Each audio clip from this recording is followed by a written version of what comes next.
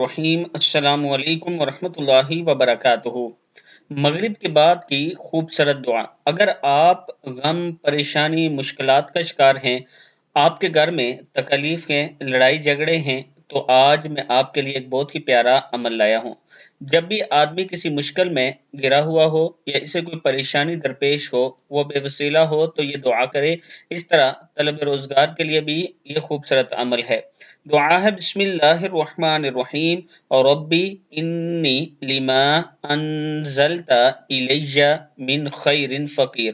ربی انی لما انزلت الی من خیر فقیر۔ میرے پروردگار، میں اپنے لیے آپ کی نازل کی ہوئی ہر بلائی کا محتاج ہوں۔